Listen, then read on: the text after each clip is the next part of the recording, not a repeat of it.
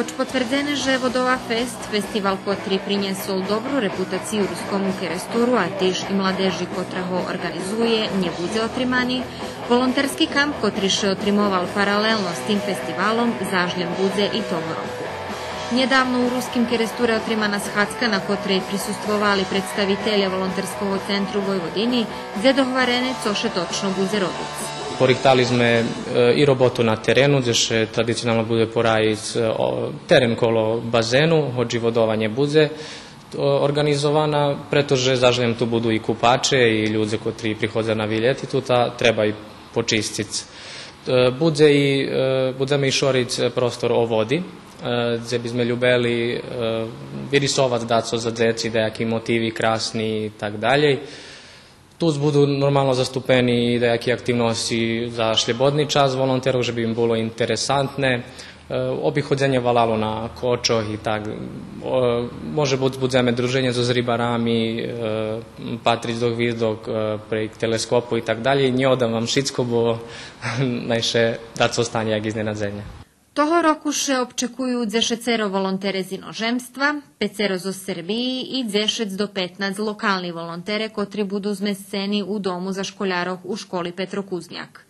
Novina toho roku to, že koordinaciju i realizaciju kampa prebera turistične združenje Ruski kerestur. Poneže Združenje hraždanov pak Trudne Norum Hviljkovo bez rukovodstva, poneže jeho predsjedatelj dal zadzekovanje na tu funkciju.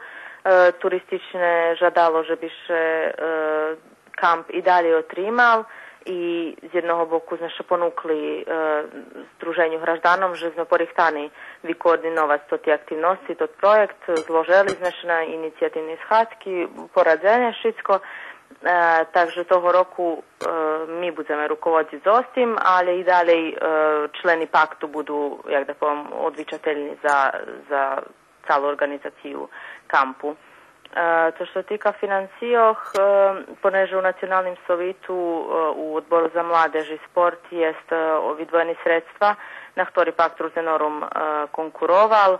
U dohvarki za Nacionalnim sovitom to ti sredstva prejdu prejk turističnog združenja, ali še budu pravdat za volonterski kamp. Kampi na počatku, znači od 2007 roku, 8-9, bili baš uspješnejši, a jak roki prehodzeli, oni stagnirali. Znači, čustvovalo še jakiših pad. Organizacija nje bila odrobena jak treba.